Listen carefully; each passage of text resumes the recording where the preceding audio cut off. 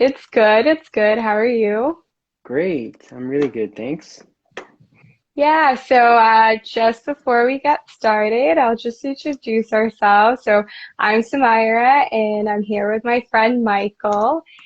And today we will be talking for about World Suicide Prevention Day and just some of our personal stories, some coping tools, and sharing some things that we've learned through our journey. So before I begin, I just want to mention a special shout out and a thank you to the TD Bank Group for supporting our online programming. And just a couple of things is that uh, so we will be talking about some sensitive information. So at any time, if you feel like you need to connect to help or some resources, we will post the link below. So we'll have the number for Kids Help Phone in the chat below. And one more thing before we begin, we are youth facilitators, so we are not mental health professionals. So what we are going to speak about are from our personal experiences. So yeah, so we'll just get into it. Yeah, do you want to start, Michael? Yeah, for sure. So, hi everyone. My name is Michael. So, something that I just want to mention is a personal thank you to the TD Bank Group for making this possible. All our programming is just wouldn't be possible without everyone who helps us out. But specifically for these lives, we want to thank our family at the TD Bank Group. So, thank you very much. So. Like Samara said, today is really important. It's World Suicide Prevention Day, which is a day recognized internationally about suicide awareness and prevention. So that's what we're going to be talking about today. So to get this conversation started, we're going to talk about a few really important ideas that I know have really changed my perspective and around suicide and really kind of made me challenge some of the thoughts I had. So, Mm-hmm. one of them is that suicide is wrong. Yeah. So, I know when I was first asked this question, I thought one thing. Now, I think for me, um, I don't openly talk about being suicide as being wrong, and there's a reason for that. I think it's really unfortunate, but the reason why I don't talk about it as being wrong is that if someone is thinking about suicide, then they probably wouldn't want to talk to me about it, right? So I think that's a really important point that someone once told me. Yeah, Samara, Hmm. what about you? Yeah, I think suicide is wrong. So I grew up in a Bengali household. I grew up in Bangladesh, where suicide isn't looked at. It isn't a favorable. Of course, it's a very difficult topic, but it's Hmm. seen as a taboo. So it's very much seen as something wrong. So when I was going through my experiences, having the people around me react to these thoughts, it was really difficult having that stigma on it. But at the same time, I can understand how we can look for hope and resilience and kind of move away from that phrase altogether, that suicide is seen as wrong, but more as what can we do about it? And that brings me to another question that I have been asked before. And I have also, my mind has kind of changed on this, is do you think of suicide as selfish? So Hmm. that's a very it's a very charged question, which is you kind of get selfish and suicide hand in hand at times with that taboo. And growing up, I just remember that being in a family, sometimes it can be seen as, oh, but what about all the people that love you? What about the people that it's affecting around you? And that in itself is a misconception and a wrong narrative because it affects people all around, but it also affects the person more when that taboo is attached. Yeah, no, I think you said it really nicely there. And I think that statement is actually completely backwards.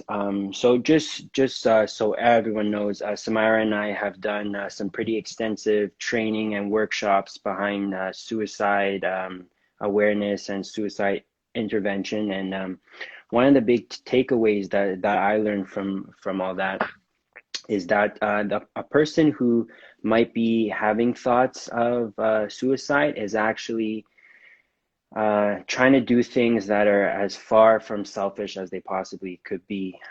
In fact, they think that by doing this, they'll kind of relieve a burden off of other people, right? So that's kind of where people come from, and it's not for their own benefit at all.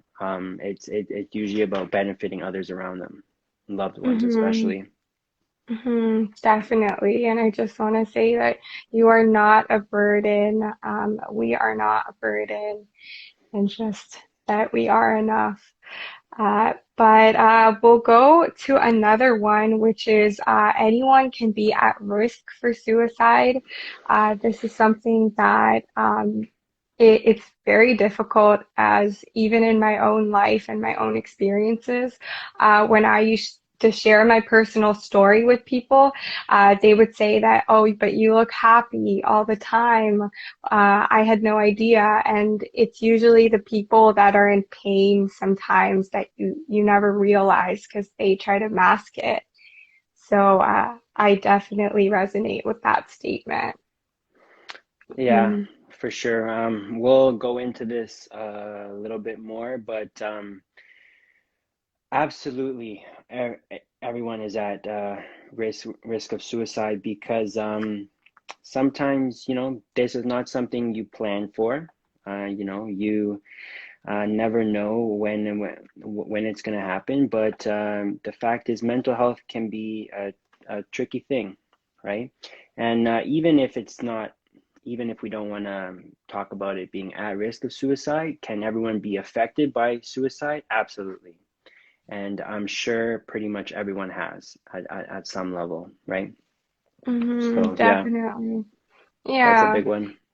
Yeah, and I just want to kind of summarize some of the key takeaways is that putting that stigma and taboo on suicide, it can create more of a rift and more of a pressure on people. So really creating that connection and just hearing people out, making them feel like they're not alone.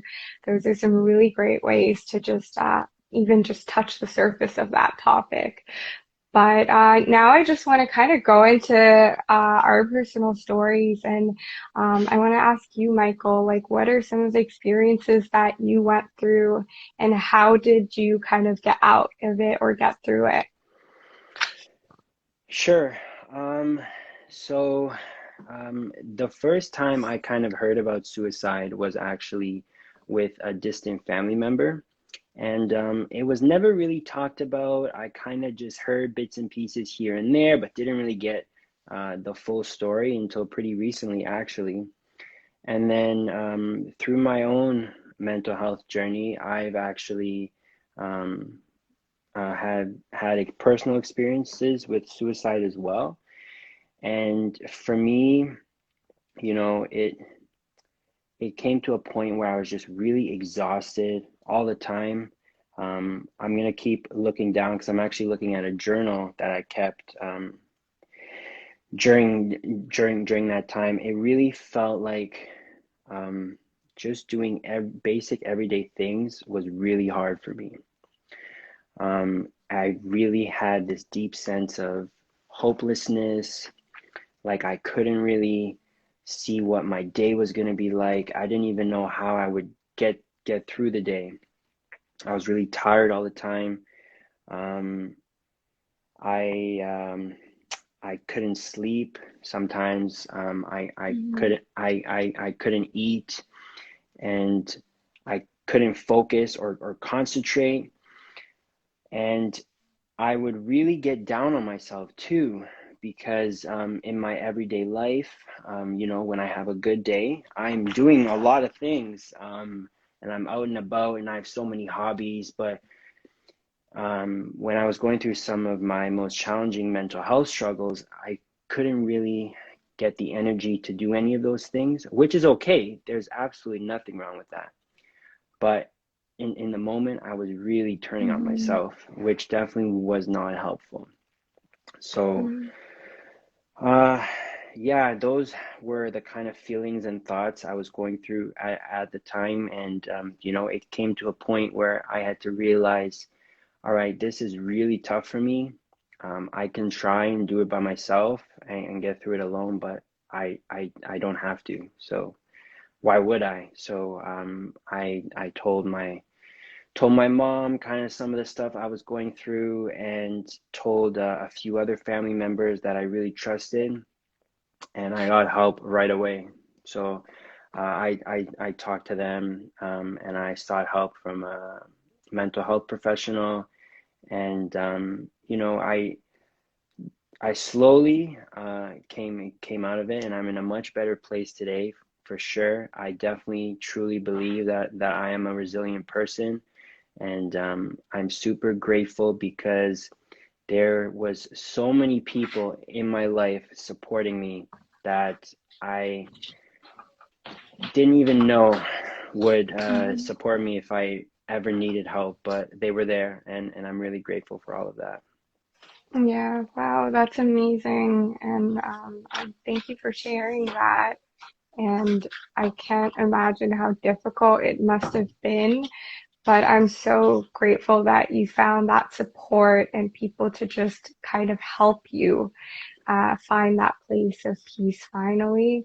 And yeah, I can definitely resonate to so many parts of what you had just shared, especially kind of the turning on yourself part and not being able to sleep. Because for me, it was a very similar type of thing where I never thought I would have these negative thoughts. I came from this very like close, tight-knit family, and even in my culture, I grew up thinking of it that, oh, but why would people? I always questioned it because I never understood it when I was younger. And I remember that finally, my first experience was with my brother when I was younger. And I just kept thinking that why would he even try? And after that, I guess when I first experienced these negative thoughts, I remember it happened in ways where you can't go to sleep at night and you think that you won't have these thoughts, but suddenly they're becoming more and more normal in your mind. And you keep telling yourself that you can kind of battle it out yourself. But for me, it was a similar thing where I just really needed to share and I needed someone else's help. I just knew. And one thing that really helped during that time was writing. So I would write every day, and the stuff that I would write on my paper, I think at the time I would have these emotions and I wouldn't know what to do. And I would just put it on this piece of paper. And when I would read it the next day, I wouldn't like recognize that person because you're so different when you're in that thought and state, and you're so different when the next day when you're able to kind of focus on something else but your thoughts. Right. So yeah, and definitely like reaching out for help. I told my brother, I remember, and I remember he just tried to keep me safe. So I would sleep with him at night, and those were those little things that just made the biggest difference for Mm-hmm. me. Yeah, honestly, I can really resonate a lot with that. So first of all, before we go on, I just want to say, if you're just joining now, this is a special um, workshop by us because today is World Suicide Prevention Day, and we're just talking about our personal stories right now. So yeah, going back to what you were saying, Samara, I can definitely relate to that because I talk about it too. Mental health is kind of weird that way, or mental health struggles, where now looking back, it's like, wow, like I was, I was thinking like that. Like I feel like a different person now. So when you're in it is very different from when you're past it, right? Hmm. So for sure, I get that. And the your whole experience with your brother, I'm curious to know if you don't mind me asking, were you ever blaming yourself for some of the things that your brother was going through?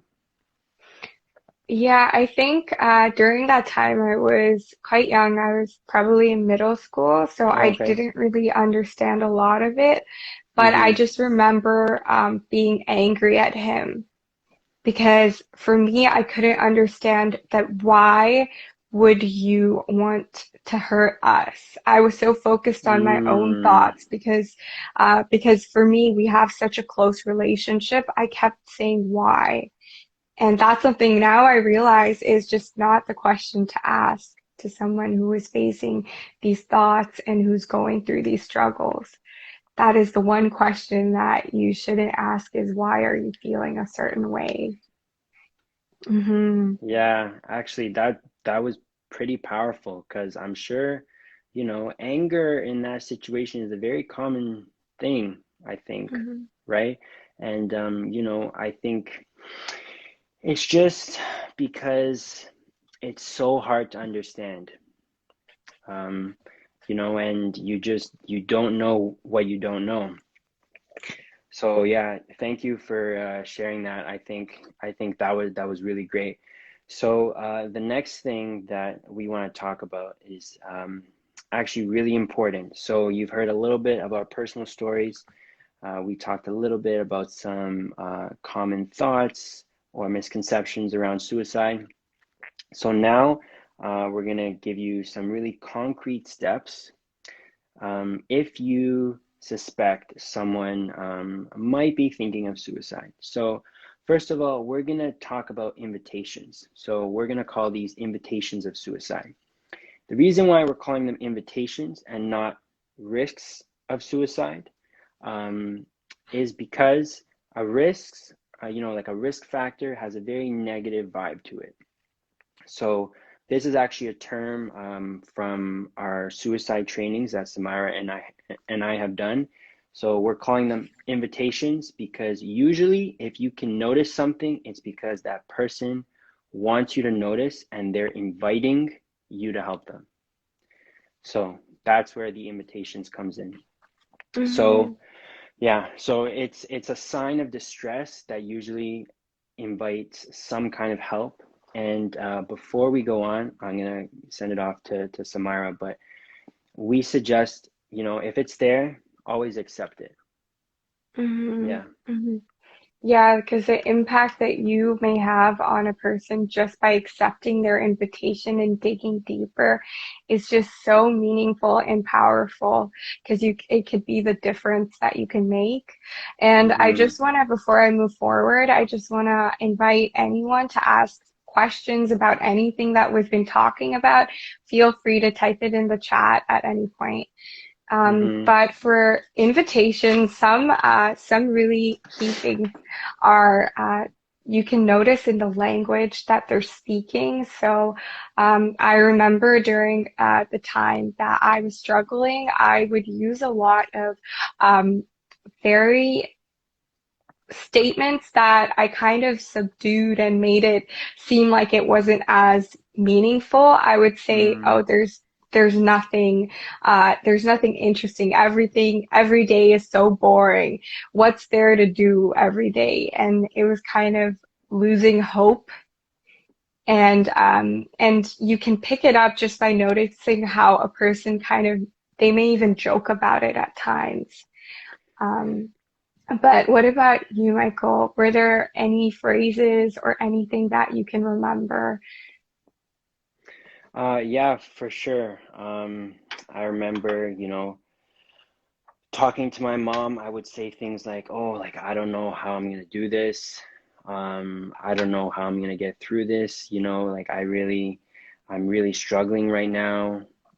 I would say those types of things, and it's not really, it's not just what people say. It could be a difference in their behavior. It could be physical appearance, a change in their mood, all these subtle things Hmm. that we can pick up on. Now, I just want to say something, right? Someone could have a change in mood because they're tired and they didn't get a lot of sleep the night before. But I also want to add, if you suspect that whatever invitation you're picking up on might be because of suicide, the next step is going to be super important. So, no matter what, you ask, and you ask straight up. So, for example, if I notice Samira might be making some comments to me that, you know, doesn't really sound like her. Sounds like maybe she's having a really tough time. Sounds like she's giving me an invitation. I will go right in and ask her. Samira, I've noticed this and this. Like you don't really seem like yourself, and I really care about you. So I have to ask Samira, are you thinking of suicide? And then Hmm. the conversation would just go from there. So now, Hmm. if the person says yes, Samara, take it away. What do you do? Yeah, so I just want to highlight how direct Michael was with that question because when you ask a person, when someone says an invitation where every day is so boring, I don't know what to live for, you ask a direct question because it kind of cuts to the chase and you won't realize the impact until they start speaking. And after that is when you have to connect and be there. So that is the next step. If someone lets you know that they are contemplating, you stay with them while connecting them to the resources such as 911, crisis lines. So there's that moment in time between when the crisis help comes and helps them and you being there. So in that time, you usually want to reassure them. You want to let them know that you're there, that you're there for them, that they're important, and that um, just being able to also listen to them. So if you ask them that question, that are you contemplating suicide? You want to let them speak and just listen to them without any judgment, just acceptance. And that can usually create that connection that you need. And then the fourth step that we'll probably talk about is also just um, keeping them safe. So this goes along with connecting them to help. So, Michael, if you want to go into that. Yeah, for sure. So you said it really nicely, right? The first step is ask, and then listen without judgment, and then connect. So definitely, you always want to connect them to a mental health professional or a health professional in general. Una has a really good point. Yes, absolutely. Asking directly lets them know that this is a safe space, you're a safe person, and can handle their honest answer, right? Because let's be honest, it's kind of a scary thing to talk about, right? And if Samira isn't sure about how I feel about suicide, she's probably not going to tell me unless I ask her directly, right? So yeah, that's a really good point. Thanks, Una. So ask, listen, connect. You always wanna connect them for sure, and stay with them until you connect them to someone else. Examples could be a crisis line. If you feel like they need help right now, which is okay, 911 and stay with them until you safely feel like someone else is taking care of them, for sure. Hmm. Anything Yeah, you want to add to that? definitely. I think you summed it up very well and perfectly, actually. Those are just some really key steps. Just ask, be there, support them, listen, and connect them to the resources and help because you need someone with experience and professional help in that situation. So yeah, just never shy away from that. It's so important. Yeah, But really. yeah, go ahead. No, I was gonna say, yeah, that's really nicely said. And my advice to any of you is to just try and get more informed around this topic, to get more comfortable with it, because it's not usually something that's talked about, even though it should be, because everyone having these kind of thoughts should feel comfortable and safe reaching out and getting help, right? You would want someone that you care about to do so also. So a good place to start is CAMH, the Canadian Association for Mental Health. Tons of information, tips, so definitely go ahead and check that out. Yeah, and then there's always Kids Help Phone. They have an Yeah. online chat and they have a 24/7 hotline which you can call at any point. And there's just like a ton of resources out there if you or you know someone that is experiencing these challenges. And I want to bring it back to everyone in the who's watching right now. What are some coping tools you may use when you're having a bad day? We can start it out. Michael, what are some tools that you may use? I know there's a lot of bad days that are happening recently. um, yeah, so okay, well, I can relate it to what we're talking about. So at the period when, I was really going through a negative point in my mental health, something that was really helpful for me is to put myself on a schedule. Specifically a schedule with positive coping tools. So, for example, I would wake up at the same time every morning and I would get some exercise. And exercise can be whatever that means to you. That way, start your day off on a good note. You move your body, which releases chemicals in your brain that help you feel good. Um, and then I used to make sure that I got outside. I used to make sure that I was connecting with people and I wasn't isolating myself. And I was making sure I was talking and getting professional help to help me kind of deal with some of the thoughts and feelings that were coming up at the time. I used to listen to music. I used to spend time with my dog because come on, like dogs always put a smile on your face, and my dog's always doing weird stuff and like sleeping in weird positions. So I mean, you gotta you gotta smile and laugh. So yeah, those are Yeah, just some of the ones that work for me. Right off the top of my head. How about you? yeah, those are some amazing ones. For the dog one, I can relate. I always try to Yeah. snuggle my cat, except my cat just kind of runs away. So, Oh. yeah, but sometimes I get those snuggles. So, but yeah, for me, a lot of what you said, especially kind of going out, even if I don't feel like it, there was Mm-hmm. one piece of advice that my dad gave me during that time. He said, just keep going. And that was something like during the most difficult times, I just told myself that is this just keep going, keep doing something.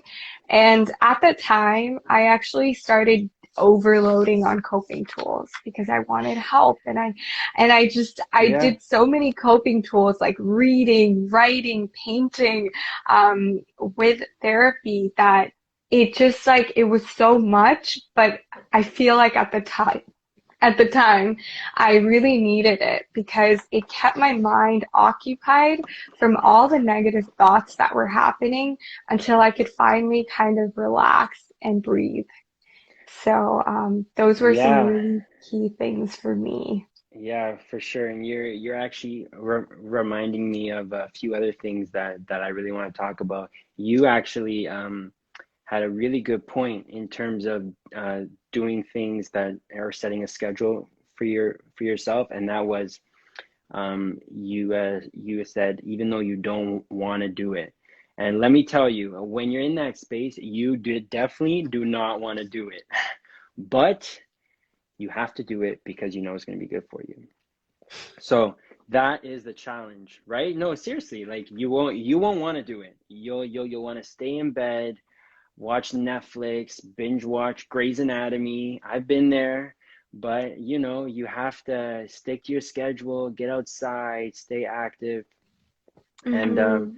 Mm-hmm. when you were saying your advice that that you heard, it reminded me of a piece of advice. Well, man, I've gotten so much good advice over the years, but one that really resonated with me was from my uncle. And you know, he's a very successful businessman, and he told me whenever you have some kind of obstacle, first identify and acknowledge the problem, and then put together the best team you can to help you solve that problem. And you know, I thought that translated beautifully to what I was going through at the time because, you know, I acknowledged some of the feelings I was feeling, some of the thoughts I was having, and then it's like, okay, I know I want to feel better. So who can I reach out to? What are some of the things that I can do to kind of help me get better? And that's kind of what I did, right? Mm-hmm. And that's what you have to do. And even though, you know, there's so many people that that help you, like I can say I have a team of support that I can go to no matter what. I also have to acknowledge that I'm proud of myself Mm-hmm. because you know, the team I have around me is amazing, but I also know that I did the work, right? Mm-hmm. So I Mm-hmm. think that's a really important thing that we often forget, or at least I do, right? I forget to congratulate myself. Yeah, Right? no, definitely. That's such an important message to just congratulate yourself, see how far you've come as well.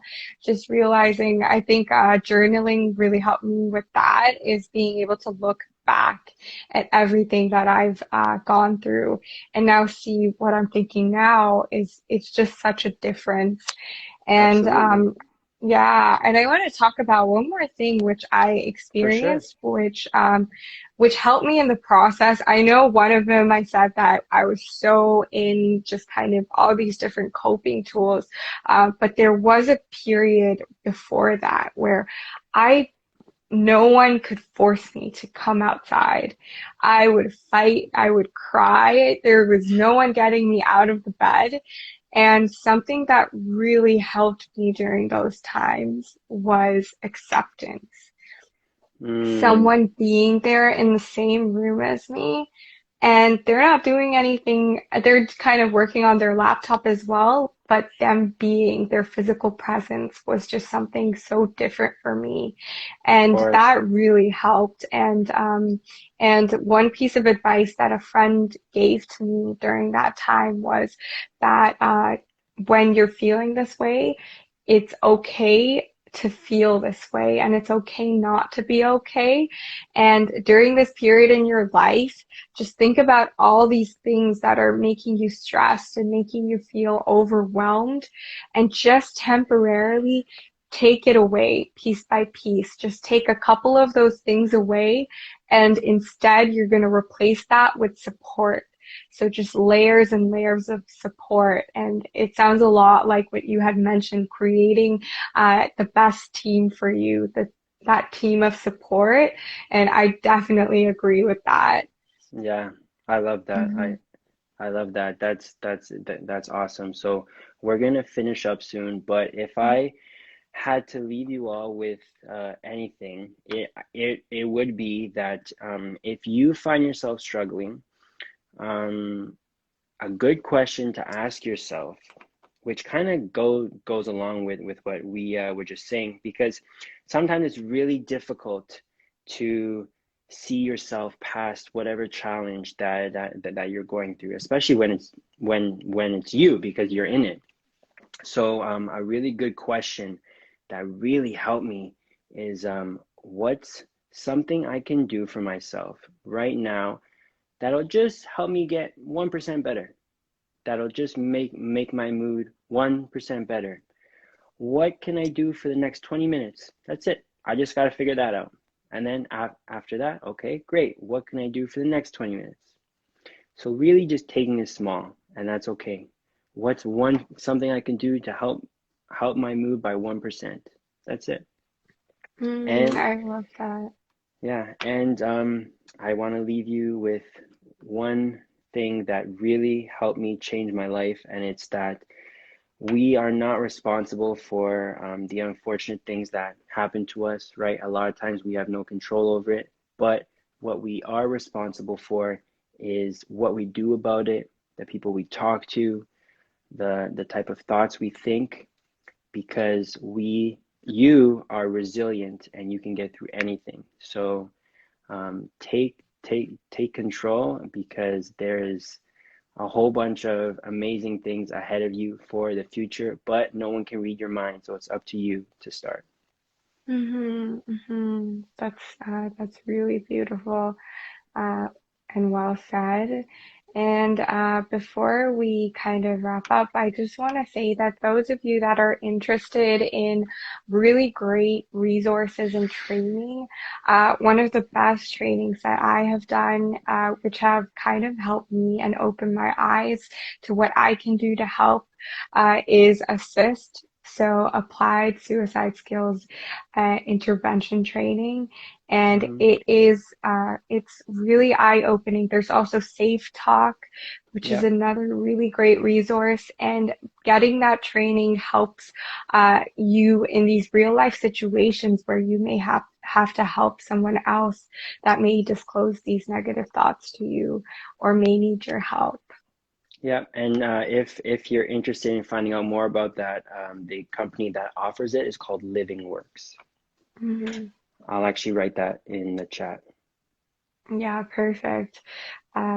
But other than that, thank you everyone for joining us today for another Real Talk episode. We want to give another shout out to the TD Bank Group for supporting our online programming. And if you want any resources, any questions, any suggestions for future Real Talks, you can shoot us a DM and let us know. But we'll see you next week on Tuesday. Yes, All sounds good. right. Thank you. Have a good night. Bye.